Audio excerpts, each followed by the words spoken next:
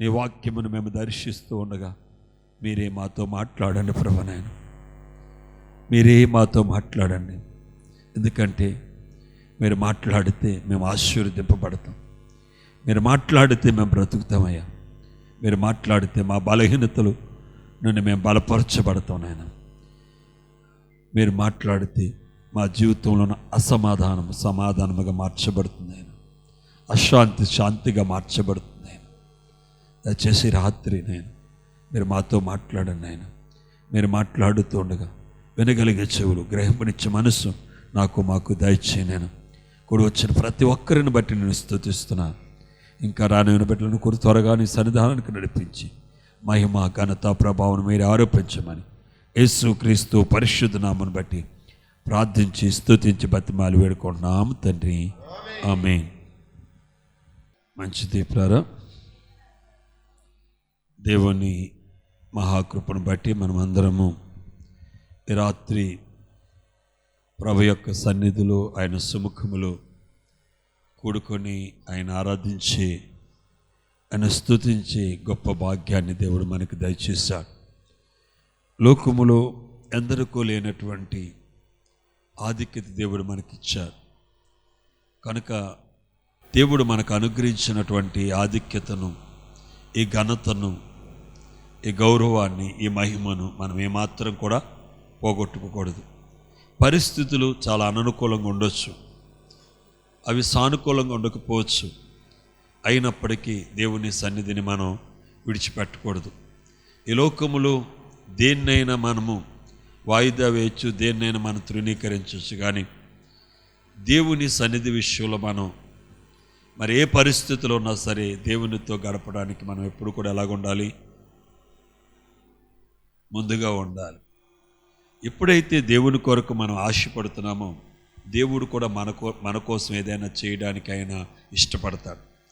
మనం ఆశపడకపోతే దేవుడు మన కొరకు ఇష్టపడడండి. ఆయన ఒక కార్యం మన జీవితంలో జరగాలంటే మొదట దేవుడు మనల్ని ఇష్టపడాలి. ఎప్పుడైనా ఇష్టపడతాడో తెలుసండి, మనము దేవుణ్ణి ప్రేమించి దేవుడు మనకి ఇచ్చినటువంటి సమయాన్ని మనం సద్వినియోగించేసుకున్నప్పుడు దేవుడు మన యందు ఇష్టపడతాడు. ఎందుకంటే ఆయనకి ఇష్టం లేకుండా ఏ కార్యము మన జీవితంలో అయినా చేయలేడండి. మొదట మనం ఆయనకి ఇష్టలుగా మనం మార్చబడాలి, ఇష్టరాలుగా మార్చబడాలి. ఎప్పుడు దేవునికి మనం ఇష్టడుగా ఇష్టరాలుగా మార్చబడతామంటే మనలను పిలిచినటువంటి ప్రభువు మన పట్ల ఏ ఉద్దేశం కలిగి ఉన్నారో ఆ ఉద్దేశమును గ్రహించుకొని దాని ప్రకారం మనం జీవించినప్పుడు, అంటే ప్రభు యొక్క చిత్తానికి మనం లోబడినప్పుడు దేవుడు మనల్ని ఏం చేస్తాడని ఇష్టపడతాడు.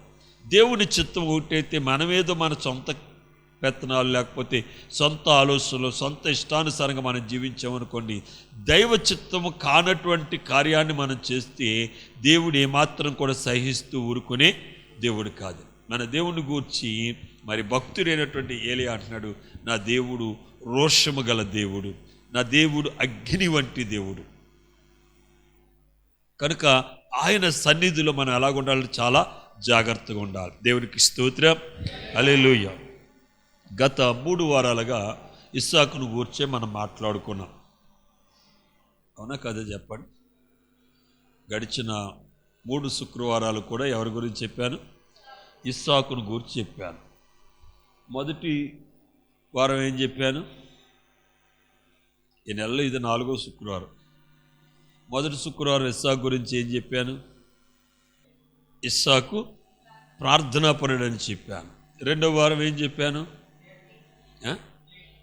విధేయత కలిగిన వాడు. 3వ వారం ఏం చెప్పాను? వాగ్దాన పుత్రుడు. దేవునికి స్తోత్రం. మీరు విశ్వసిస్తున్నారో లేదో, మనం అందరము కూడా వాగ్దానము చేయబడినటువంటి వారు. ఎందుకు మనం వాగ్దాన సంతానమయ్యామంటే ప్రభు అయినటువంటి యేసుక్రీస్తు యొక్క రక్తములు మనం అందరం కూడా ఏమయ్యాం? కడుగబడ్డాం. శాపగ్రస్తమైనటువంటి జీవితంలో నుండి మనం ఏ జీవితంలోకి వచ్చాము? ఆశీర్వాదకరమైనటువంటి జీవితంలోకి వచ్చాం. మనం అనుభవిస్తున్నటువంటి ఈ జీవితం ఏంటో తెలుసా? ఆశీర్వాదకరమైన జీవితాన్ని మనం అనుభవిస్తున్నాం. ఒకప్పుడు మనం ఎలాగున్నాం? శాపగ్రస్తులుగా ఉన్నాం. ఒకప్పుడు లోకములో మిగిలినటువంటి వారు ఏ రీతిగా ఉన్నారో మనం కూడా ఆ రీతిగా ఉన్నాం. మన ఆలోచనలు, మన పద్ధతులు, మన నడవడికలు వారితో ఏకీభవించినట్టుగా ఉన్నాయి. కానీ ఇప్పుడు మనం ఎలాగున్నామంటే లోకము నుండి వేరుపరచబడి, క్రీస్తు యేసు రక్తములో కడగబడి, క్రీస్తులో వేరుపారి, క్రీస్తులో ఉన్నటువంటి ఆ యొక్క కృపావరములు మనం పొందుతూ మనం ఎలాగున్నాం తెలుసండి, వాగ్దాన సంతానంగా ఉన్నాం.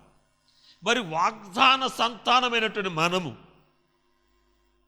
మనలను పిలిచినటువంటి ప్రభువు, మనల్ని ఏర్పాటు చేసుకున్న ప్రభు, మనల్ని ప్రతిష్ఠించుకున్న ప్రభువు మన పట్ల ఏ ఉద్దేశం కలిగి ఉన్నాడని ఏ రోజైనా మనం ఆలోచన చేస్తున్నామా? అర్థమవట్లేదండి. మీరు మీ పనులు ఏదో చేసుకుంటున్నారు అనుకోండి, నాకేమనిపిస్తుంది అంటే నేను చెప్పేది వీళ్ళకి అర్థం అవ్వట్లేదేమో, లేదా నేను చెప్పేది నచ్చట్లేదేమో అనుకుంటా. దేవునికి స్తోత్రం, హల్లెలూయా. ప్రియమైనటువంటి వాళ్ళరా, మనల్ని పిలిచినటువంటి వాడు మన పట్ల ఒక ఉద్దేశం, ఒక ప్రణాళిక కలిగి ఉన్నాడని ఎన్నోసార్లు మీకు చెప్పా. ఎప్పుడైతే ఆయన పిలుపునకు లోబడి మన ప్రభు యొక్క సాన్నిధ్యంలోకి వచ్చాము, ఇక మనం మన కొరకు జీవించుకోకుండా మనలను పిలిచిన వాని కొరకు మనం జీవించాలి. అబ్రహాము పిలువబడినప్పుడు ఆ పిలుపునకు లోబడి, అబ్రహామును గురించి ఏమైబడింది, ఆ పిలుపును లోబడి తాను వెళ్ళనై ఉన్నటువంటి స్థలము ఎట్టిదో ఎరుగక, దేవుడు తన పట్ల ఏం జరిగిస్తాడో దానిని తెలియక బయలు వెళ్ళాడండి. దీని గురించి క్లియర్గా ఒక మాట రాయబడింది. పరిశుద్ధాత్మ దేవుడు అపోస్తలుడైనటువంటి పౌలు ద్వారా హెబ్రీయులకు రాసిన పత్రికలు ఈ మాట చెప్తున్నాడు. ఆ మాట ఏంటంటే, చూడొద్దండి, వినండి. నిరీక్షణకు ఆధారం లేనప్పుడు, దేనికటని, నిరీక్షణకు ఆధారం లేనప్పుడు అబ్రహాము దేవుని మాటను నమ్మాడటండి. ఇప్పుడు మనకి బోల్డ్ అనే ఆధారాలు ఉన్నాయండి. దేవుడు మనల్ని ఎలా చేస్తాడు, అలా చేస్తాడు అనుకోవడానికి బోల్డ్ అనే ఆధారాలు మనకు ఉన్నాయి. ఇన్ని ఆధారాలు మనకు ఉన్నప్పటికీ కూడా మనం ప్రభునందు పూర్తిగా ఏం చేయలేకపోతున్నాం, విశ్వసించలేకపోతున్నాం. మీరు అనొచ్చు, అయ్యగారు మాకు విశ్వాసం లేకుండా ఎక్కడి దాకా వచ్చామా, విశ్వాసం లేకుండా రాత్రి ఇక్కడికి వచ్చామా అని అనొచ్చు. ఇక్కడికి వచ్చినంత మాత్రాన మీకు విశ్వాసము ఉన్నట్టు కాదండి. ప్రార్థించినంత మాత్రాన విశ్వాసం ఉన్నట్టు కాదు. వాక్యాన్ని ప్రకటిస్తున్నట్టు మాత్రాన విశ్వాసం ఉన్నట్టు కాదండి. విశ్వాసం యొక్క స్వరూపం ఏంటో తెలుసండి, దేవునికి లోబడి దైవ చిత్తాన్ని జరిగించటమే విశ్వాసమని. అర్థమవట్లేదు. అబ్రహాము విశ్వాసులకు తండ్రి అయ్యాడు. ఎలాగయ్యాడు విశ్వాసుల తండ్రి? ఏమండి, అబ్రహాం ఇప్పుడు విశ్వసించి ప్రతి ఒక్కరికి అబ్రహాం ఎలాగున్నాడు? తండ్రిగా ఉన్నాడు. సారమ్మ తల్లిగా ఉంది. ఎందుకు అబ్రహాము సారమ్మ తల్లి తండ్రిగా ఎందుకు విశ్వాసులకు ఉన్నారు తెలుసండి? వారి విశ్వాసము ఎటువంటిది తెలుసండి? దైవ చిత్తాన్ని జరిగించే విశ్వాసమండి. వారి విశ్వాసం యొక్క స్వరూపం ఏంటంటే దేవుని చిత్తాన్ని, దేవుని యొక్క ఉద్దేశాన్ని, దేవుని యొక్క ఆలోచనను ఎరిగి దాని ప్రకారము జీవించినటువంటి వ్యక్తులండి వారు. అందుకే వారు ఆ పరలోకానికి కొనుపోబడ్డారు. ప్రియ సహోదరి సహోదరుడా, మనము కూడా దేవుని యొక్క రాజ్యములకు కొనుపోబడాలి, దేవుని యొక్క రాజ్యములు ఉండాలనే ఉద్దేశంతో ప్రభువు లోకములో నుండి మనల్ని వేరుపరచకుని తీసుకొచ్చాడు. అయితే దేవుని యొక్క రాజ్యములు ప్రవేశించడానికి మనం ఎలాగుండాలి, ఏ రకంగా ఉండాలని మన ఆలోచన అంతా కూడా దాని మీద ఉండాలి. అందరూ బ్రతుకుతున్నారు, అందరూ చనిపోతున్నారు. మనం కూడా అందరిలాగే బతికేసి అందరిలాగా చచ్చిపోతే అందరూ వెళ్ళే స్థలానికి వెళ్ళిపోతాం మనం. కానీ మనం దేవుని యొక్క రాజ్యంలోనికి మనం ప్రవేశించాలంటే, ఆ పరలోకాలలోకి మనం వెళ్ళాలంటే మనం ఎలాగ ఉంటే మనం ఆ పరలోకానికి వెళ్తాము అనే దాన్ని మనం తెలుసుకొని దాని ప్రకారంగా ఈ భూమి మీద మనం ఏం చేయాలి? జీవించాలి. ప్రియ దైవ జనాంగమా, నువ్వు పిలువబడ్డావు, దేవుని సన్నిధికి వచ్చావు, వాక్యాన్ని చదువుతున్నావు, నువ్వు ప్రార్థిస్తున్నావు, వాక్యాన్ని వింటున్నావు. ఏ రోజైనా నువ్వు ఆలోచన చేసావా, ఎందుకు దేవుడు నన్ను పిలుచుకున్నాడు, ఎందుకు నన్ను ఇక్కడ నిలబెట్టాడు, నా పట్ల ఆయన యొక్క ఉద్దేశం ఏమై ఉంది, ఆయన చిత్తం ఏమైంది? ఏ రోజు నువ్వు ఆలోచన చేసావా? ఎంతసేపు నాకు అది కావాలి ఇది కావాలి అడగటమే తప్ప నిన్ను ఎందుకు దేవుడు ఏర్పాటు చేసుకున్నాడు, ఎందుకు పిలుచుకున్నాడు? ఎందుకు లోకంలో చాలామంది ఉన్నారు. ఏమండి, ఏ రోజైనా మీరు ఆలోచన చేశారా? ఏ రోజైనా ఆ దిశగా మీరు ఆలోచన చేస్తుంటే దేవుడు దాన్ని మీకు ఏం చేస్తాడంటే తన ఉద్దేశాన్ని బయలుపరుస్తాడు. దేవునికి స్తోత్రం. హల్లెలూయా, హల్లెలూయా. ఈ దమస్కు మార్గములో దేవుడు నన్ను కనబడిన ఉద్దేశం ఏంటి, నన్ను పేరు పెట్టి పిలిచిన ఉద్దేశం ఏంటి అని ఆలోచించాడు. కాబట్టి దేవుడు తన ఉద్దేశాన్ని ఎవరికి చెప్పాడండి? సౌలుకి చెప్పాడా లేదా? ఆలోచించకపోతే చెప్పడు కదా. సౌలు దేవుడు పిలిచినప్పుడు, దేవుడు సౌలును పిలిచినప్పుడు సౌలు దేవుడిని ఏం అడుగుతున్నాడు? నేనేం చేయాలి ప్రభు అని అడుగుతున్నాడు. అర్థమైందా? నువ్వు ఏ రోజైనా నువ్వు పిలువబడ్డావు, నువ్వు ఏర్పాటు చేయబడ్డావు దేవుని సన్నిధిలో. ఏ రోజైనా ప్రభు నా పట్ల నీ చిత్తం ఏమైతే ఉంది, నేను ఎలాగుండాలని నువ్వు ఇష్టపడుతున్నావు? ఒక వ్యభిచారి గాను, ఒక దొంగోడు గాను, ఒక మోసగాడు గాని ఉంటే దానివల్ల నువ్వు పిలుపునకు అర్థం ఉండదు, నువ్వు ఏర్పాటు చేయబడిన ఏర్పాటుకు కూడా అర్థం ఉండదండి. అయితే దేవుడు మనల్ని ఎందు నిమిత్తము పిలుచుకున్నాడు, ఎందు నిమిత్తము ఏర్పాటు చేసుకున్నాడు తెలుసండి.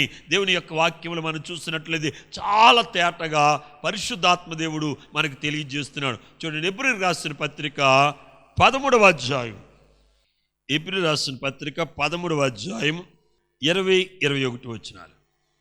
గొర్రెల గొప్ప కాపరేని యేసు అను ప్రభువును నిత్యమైన నిబంధన సంబంధమగు రక్తమును బట్టి మృతులలో నుండి లేపిన సమాధానకర్తయగు దేవుడు యేసుక్రీస్తు ద్వారా తన దృష్టికి అనుకూలమైన దానిని మనలో జరిగించుచు ప్రతి మంచి విషయములోను తన చిత్త ప్రకారము చేయుటకు మిమ్మును సిద్ధపరచునుగాక.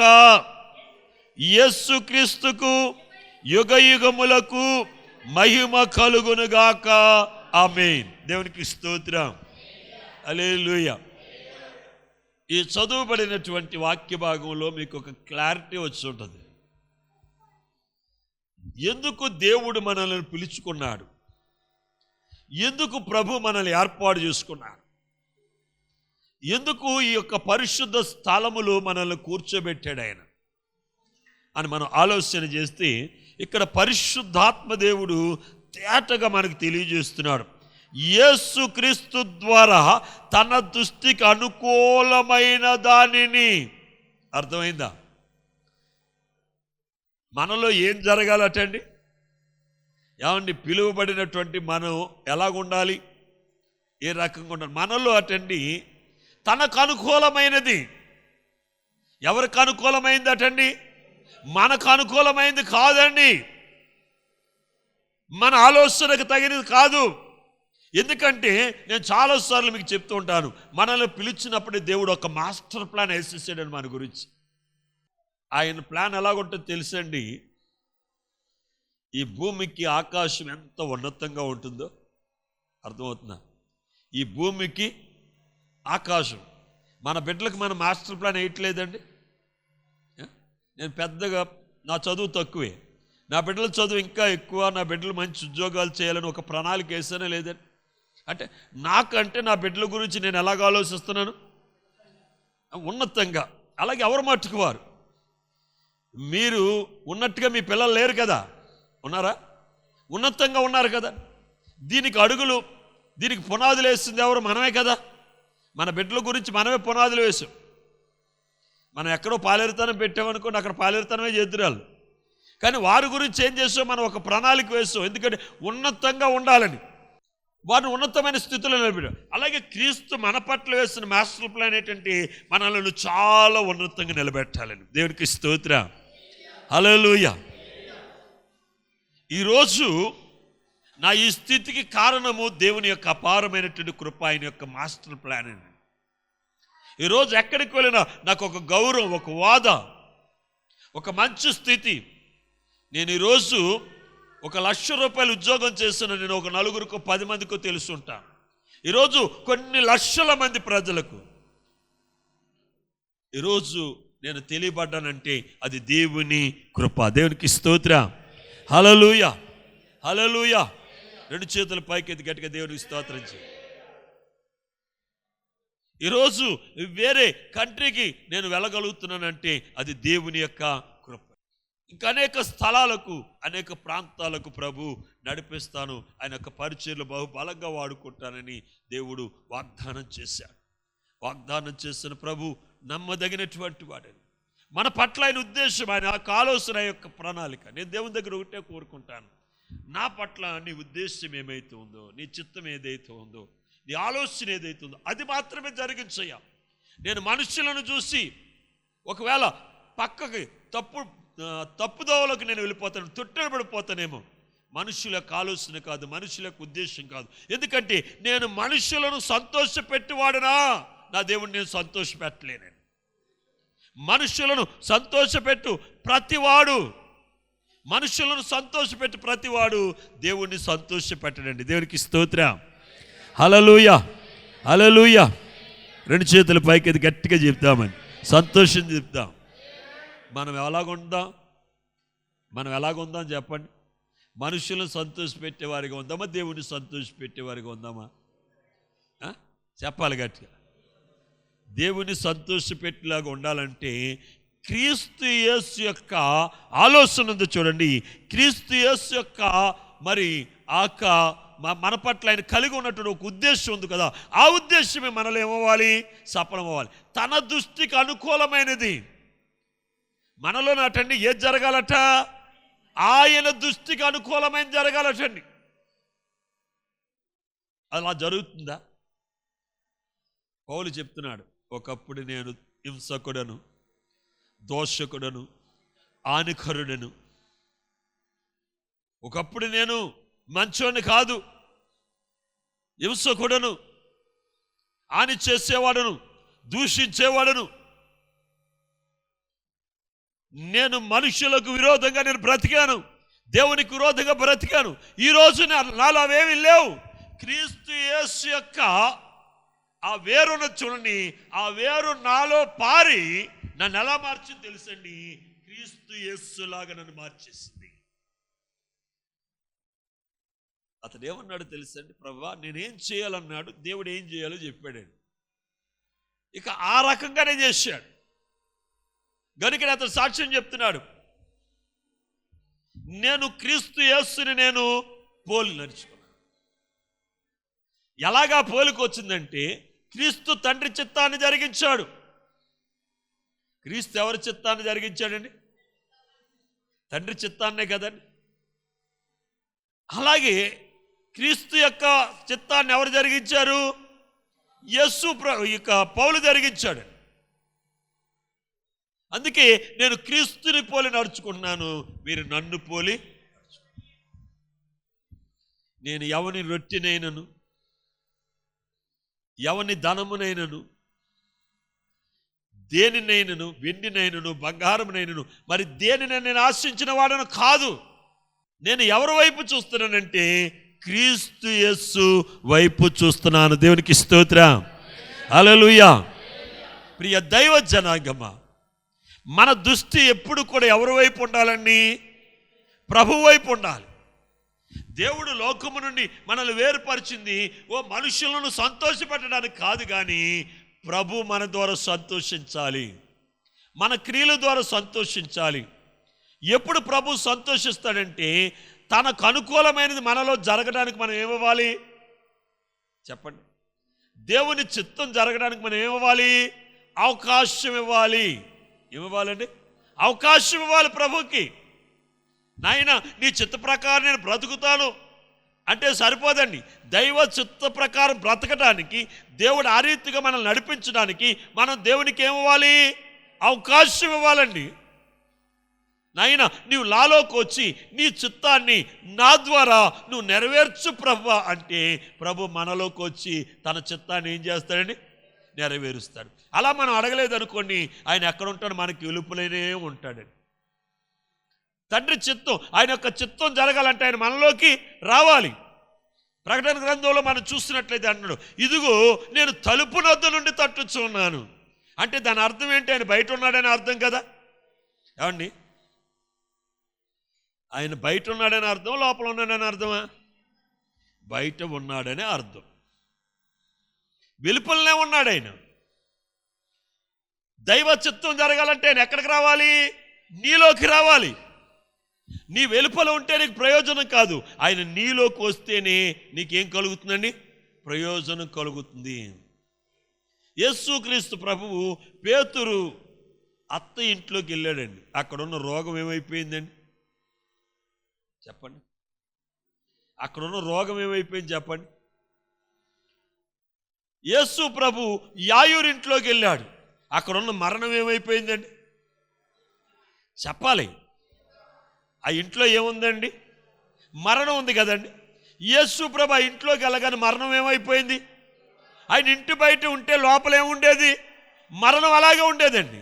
కానీ యేసుక్రీస్తు ప్రభువు యాయూరింట్లోకి వెళ్ళాడు కాబట్టి మరణం ఏమైపోయింది? జీవముగా మార్చబడిపోయింది. నాయనను ఊరిలో మరణం ఉంది, శవం ఉంది.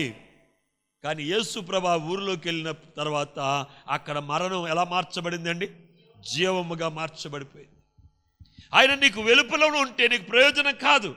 ఈ రాత్రి వాక్యం ఏంటంటే, నీవు ఆయన వెలుపల ఉంటే యేసుక్రీస్తు అను తన యొక్క మరి కుమారుని యొక్క చిత్తాన్ని, లేకపోతే ఆయన యొక్క మరి దృష్టికి మనం చూసినట్లయితే ఇక్కడ మనం ఆయన దృష్టికి అనుకూలమైనది మనలో జరగదండి. ఆయన దృష్టికి అనుకూలమైనది మనలో జరగాలంటే ఆయన ఎక్కడికి రావాలి? మనలోకి రావాలని. ప్రియమైనటువంటి వారా, యేసుక్రీస్తు ఎలాంటి వాడంటే పిలవుకోకుండా ఎక్కడికి వెళ్ళడండి. ఆయన ఆహ్వానించుకోకుండా ఎక్కడికి వెళ్ళడండి. మనలోకి రావాలన్నా మనం ఏం చేయాలి? ఆయన్ని ఆహ్వానించాలి. ఆయన మనలోకి వచ్చినప్పుడు, మనలోకి రావాలంటే మనం కొన్నిటిని విడిచిపెట్టాలి. అర్థమవుతుంది? ఆయన మనలోకి రావాలంటే మన పాత జీవితంలో ఏమైనా ఇంకా కొన్ని మిగిలిపోయి ఉంటాయి, మిగిలి చేసుకుంటాం మనమండి. చాలామంది రక్షణ పొందుతారు, కానీ రక్షణ పొందే కూడా సిగరెట్ కాలుతున్నారంటే సిగరెట్ వాళ్ళు ఏం చేశారు? అలా ఉంచేసుకున్నారు కదా. రక్షణ పొందిన తర్వాత కూడా కొందరు వ్యభిచారం చేస్తూ ఉంటారు. రక్షణ పొందిన తర్వాత కూడా కొంతమంది మందు తాగుతారు. రక్షణ పొందిన తర్వాత కూడా కొంతమంది బూతులు తిడుతూ ఉంటారు. రక్షణ పొందిన తర్వాత కూడా కొంతమంది శాపవచనాలు మాట్లాడుతూ ఉంటారు. రక్షణ పొందిన తర్వాత కూడా కొంతమంది అబద్ధాలు ఆడుతూనే ఉంటారు. అవునా కదా? చెప్పండి, చెప్పాలమ్మా. మిమ్మల్ని మీరు పరీక్షించుకుంటే నేను చెప్పినట్లు ఏ ఒకటి ఉంటాయి. రక్షణ పొందిన తర్వాత కూడా కొంతమంది కోపపడతారు. ఇవన్నీ మనలో ఏదో ఒక్కటి ఉన్నా సరే ప్రభు మనలోకి రాడండి. ఆయన ఆహ్వానించినప్పుడు ఆయనకి మనకు ఆటంకంగా ఏది ఉన్నదో దాన్ని ప్రభు మనకి ఏం చేస్తాడండి? చూపిస్తాడు. ఎప్పుడైతే ఆయన్ని సాధారణంగా నువ్వు ఆహ్వానించావో ఆయనకి నీకు అడ్డొచ్చేవి ఆయన అలా స్క్రీన్ మీద చూపిస్తూ ఉంటాడు. దావీదటండి, నాలో నుండి నువ్వు వెలుపలికి వెళ్ళొద్దని, నాలోకి రమ్మని ప్రభుని ఆహ్వానిస్తూ ఉంటే దావీదుకి ఏం కనబడుతున్నాయట తెలుసండి? తన రహస్య పాపాలు కనబడుతున్నాయట. ఏం కనబడుతున్నాయి? రహస్య పాపాలు కనబడుతున్నాయటండి. అంటే రహస్య పాపాలు అంటే ఏంటో తెలుసండి? అండి, చాలామంది మనుషులకు కనబడే పాపాలు వదిలేస్తారండి. మనుషులకు కనబడిన కొన్ని పాపాలు ఉన్నాయండి, వాటిని అలాగే ఉంచుకుంటారండి. కానీ దేవుడు వాటిని కూడా చూస్తున్నాడు. మనుషులకు కనబడిన ప్రతిదీ కూడా ఆయన కనబడుతుంది. ఆయన ఒకసారి ప్రవక్త అయినటువంటి సమూయేలుతో అంటున్నాడు, మనుషుల పైరూపమును చూస్తాడు కానీ యెహోవా హృదయాంతరంగాలను చూస్తాడండి. రహస్య పాపాలు ఎక్కడుంటాయి తెలుసండి? కొంతమంది భార్యకు కూడా చెప్పకుండా దాస్తారండి. అది ఎక్కడున్నది? కొంతమంది భర్తకు కూడా చెప్పకుండా దాస్తారు. అవి ఎక్కడున్నాయి? కొంతమంది బిడ్డలకు కొడకకుండా దాస్తారండి. అవి ఎక్కడున్నాయి? హృదయంలోనే కదండి. అవి కూడా ఎవరు చూస్తున్నారటండి? దేవుడు చూస్తున్నాడు. ఆయన కంటికి చాటైనది మరుగైంది ఏది లేదండి. హల్లెలూయా, స్తోత్రం. యేసయ్యా, యేసయ్యా నీకు వందనాలు, స్తోత్రాలు. ఈ రాత్రి ఎంతో తేటగా నాతో మాట్లాడవయ్యా, ఎంతో తేటగా మాతో మాట్లాడవయ్యా. నీ దృష్టికి అనుకూలమైంది నాయన. యేసు క్రీస్తు దృష్టికి అనుకూలమైనది నాయన నాలో మీరు జరిగించండి ప్రభు. నీ దృష్టికి అనుకూలమైనది నాలో జరిగించు ప్రభు. పరిశుద్ధుడైన తండ్రి, కృపగల దేవ, ఈ రాత్రి విత్తబడిన వాక్యము నాయన ప్రతి ఒక్కరూ నివసింపజేసి నీ దృష్టికి అనుకూలమైనది మాలో నాలో జరగడానికి మీరు సహాయం చేయండి. చిన్నపిల్లలు యవనస్తులను దీవించండి. రోగులను స్వస్థపరచండి. హాస్పిటల్ రోగులను స్వస్థపరచండి. విత్తబడిన వాక్యం ప్రతి ఒక్కరిలో మీరు ఫలింపచేయండి. మంచి నేలపడి విత్తనం ఎలాగైతే 30 దంతలుగా 60 దంతలు 100 దంతలుగా ఫలించింది, ఆ రీతిగా 100 దంతలుగా ఫలింపజేసి నీ నిత్య రాజ్యమునకు మమ్మల్ని సిద్ధపరచమని మా కొరకు ప్రాణం పెట్టిన యేసు అతి శ్రేష్టమైన నామములో ప్రార్థించి స్తుతించి బతిమాలు వేడుకున్నాము తండ్రి. ఆమేన్.